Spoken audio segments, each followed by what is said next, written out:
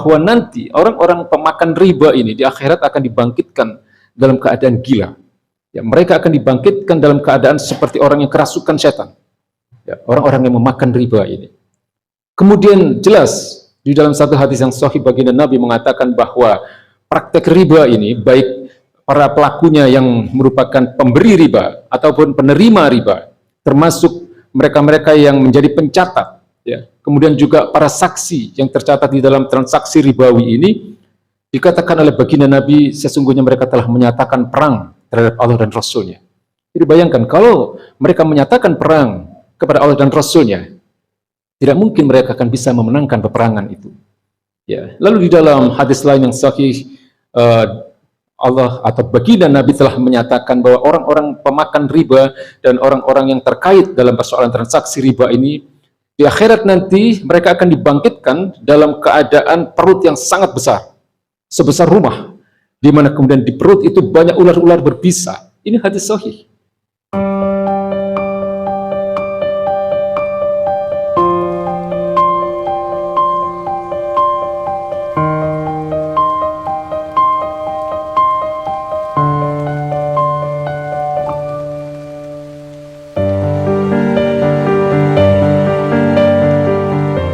Takwa adalah menjalankan segala perintah Allah dan menjauhi segala larangannya. Semoga Allah golongkan kita menjadi bagian dari orang-orang yang bertakwa. Hadirin ma'asyiral muslimin yang dimuliakan Allah Subhanahu wa taala. Agama ini diturunkan dalam rangka memberikan kebaikan-kebaikan di tengah-tengah manusia. Maka Allah katakan, "Wa ma arsalnaka illa rahmatan lil alamin." Tidaklah aku utus engkau ya Muhammad kecuali menjadi rahmat bagi seluruh alam. Maka Imam Asy-Syatibi merinci bahwa rahmatan lil alamin ini terwujud dengan terjaganya banyak hal di tengah-tengah manusia. Ada yang disebut dengan hifdzun nafs, terjaganya jiwa-jiwa manusia. Ada yang disebut dengan nizul akal, ya hifdzul akal, terjaganya akal manusia. Kemudian hifdzun nasl, ya, atau hifdzun nasab, terjaganya keturunan manusia. Kemudian ada hifdzul mal, terjaganya harta-harta manusia. Hifdzul karamah, terjaganya kemuliaan manusia. Hifdzul aman, terjaganya keamanan manusia. Hifdzul daulah, terjaganya negara. Dan hifdzul din, terjaganya agama. Ini ada 8 poin yang dalam hal ini di dalam istilah fikih disebut dengan maqasidus syariah. Tujuan diturunkannya risalah Islam. Dalam hal hifdzul mal, menjaga harta manusia, Allah telah menegaskan bahwa di dalam praktek perekonomian, Allah katakan wa ahallallahu al-bai' wa harramar riba. Ya, kami halalkan, Allah halalkan jual beli dan Allah haramkan riba. Inilah yang menjadi salah satu cara Allah di dalam menjaga harta-harta manusia. Dalam surat Al-Baqarah telah dijelaskan, Al-Baqarah 275. Maka kalau kita lihat hari ini betapa tidak terjaganya harta-harta manusia itu, ya, termasuk harta negara, harta pribadi, ya, ini adalah karena terjadinya banyak pelanggaran terhadap hukum-hukum Allah Subhanahu wa taala dalam persoalan ekonomi. Ya. Hari ini mungkin yang menjadi persoalan yang sangat berat ya di tengah-tengah umat Islam hari ini khususnya di Indonesia adalah apa yang disebut dengan pinjol, ya, pinjaman online. Di DKI saja, ya, di dalam bulan April 23, ya, data yang kami dapatkan bahwa saldo pinjol ini atau pinjaman online ini sudah mencapai 10,35 triliun. Sementara untuk skup nasionalnya adalah mencapai 51,46 triliun. Ini sekitar 4 bulan yang lalu, yaitu data bulan April tahun 2023. Dan karena beratnya untuk membayar atau melunasi pinjaman online ini, tercatat ada 12 orang yang meninggal bunuh diri karena tidak mampu untuk melunasi dan kemudian diteror dalam bentuk berbagai teror melalui handphone, bahkan melalui secara fisik datang ke rumah-rumah para peminjam ini.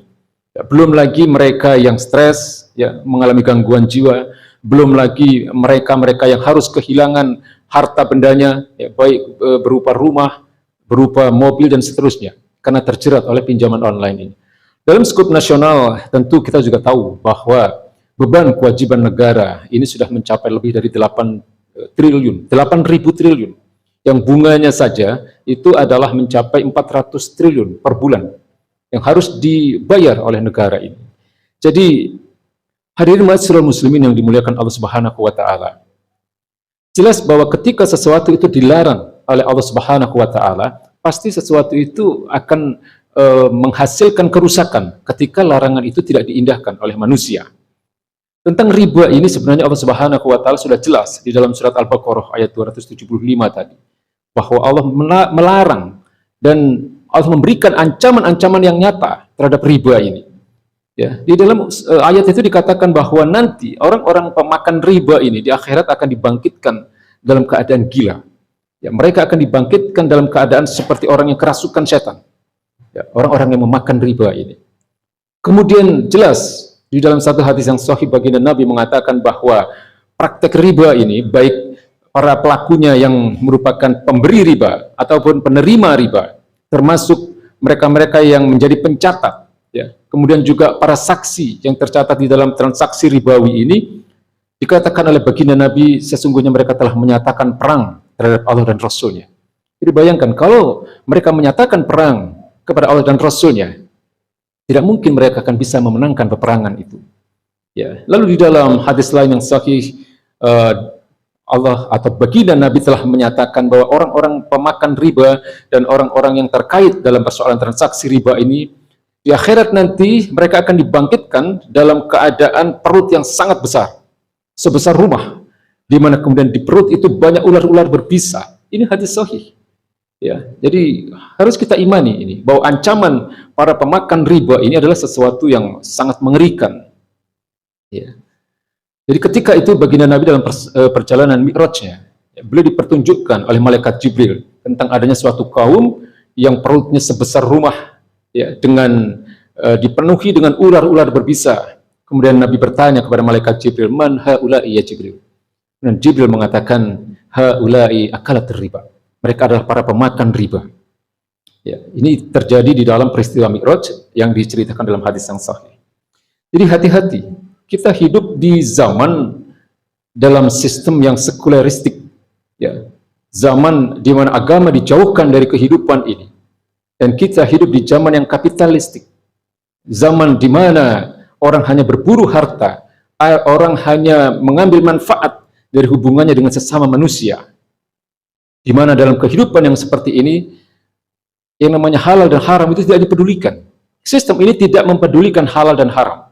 Ya, jadi kita sebagai orang-orang Muslim yang mengaku beriman kepada Allah dan Rasul-Nya harus berhati-hati dalam transaksi-transaksi perdagangan, transaksi-transaksi ekonomi. Karena sistem riba ini sebenarnya juga bukan hanya diharamkan oleh Islam. Orang-orang Yahudi dan Nasrani pun mengharamkan riba ini. Ya, tapi mereka mengharamkan riba ini hanya kepada sesama mereka. Ya, sistem ribawi ini kan datangnya dari orang-orang Yahudi.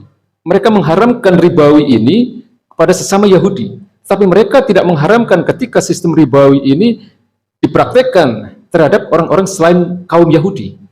Maka kita bisa melihat bahwa hari ini yang menjadi korban dari transaksi-transaksi ribawi ini di seluruh dunia, mayoritas adalah negeri-negeri Muslim, orang-orang Islam, ya, yang melanggar larangan-larangan Allah Subhanahu wa taala, yang tidak peduli dengan halal dan haram apa yang telah ditetapkan oleh Allah Subhanahu wa taala.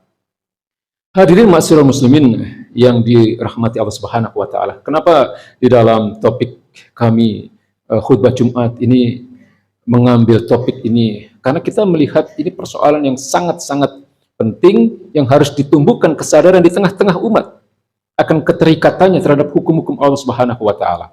Umat Islam hari ini tidak mempunyai keterikatan terhadap hukum-hukum Allah Subhanahu wa taala. Padahal kalau kita melihat bahwa Allah turunkan agama ini sesungguhnya adalah sebagai solusi dari seluruh persoalan kehidupan manusia. Allah katakan, "Wa nazzalna 'alaikal kitaba tibyanan likulli syai'in." Kami turunkan kitab ini kepadamu ya Muhammad sebagai penjelas atas segala persoalan, ya, sebagai solusi dari segala problematika kehidupan manusia. Wa hudan, dan sebagai petunjuk bagi kehidupan manusia. Wa rahmatan, sebagai rahmat. Wa busyran lil muslimin, dan juga sebagai kabar gembira bagi orang-orang Islam. Jadi hadirin ma'asyiral muslimin yang dirahmati Allah Subhanahu wa taala, sebagai bagian akhir dari khutbah pertama ini kami ingin memberikan satu nasihat takwa di sini, di mana hal ini adalah khususnya bagi kami pribadi yang dhaif ini. Marilah kita senantiasa mengikatkan diri kita dengan hukum-hukum Allah Subhanahu wa taala. Allah telah jelaskan mana yang halal dan mana yang haram. Ya, praktek ribawi ini adalah sesuatu yang benar-benar diharamkan dengan ancaman-ancaman yang nyata yang diberikan oleh Allah Subhanahu wa taala.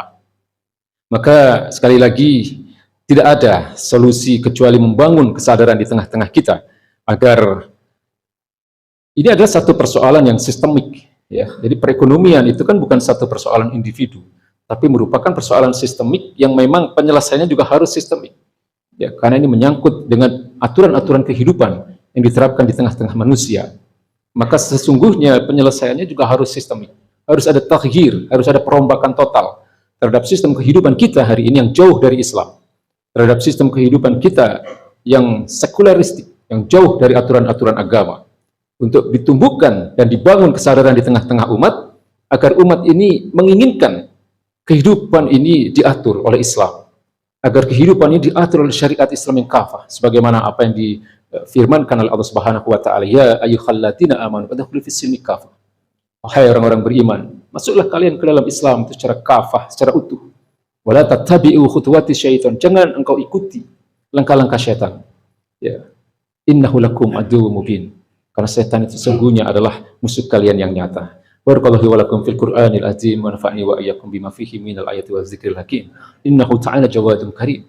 Raufur rahim fastaghfiruhu innahu huwal ghafurur rahim.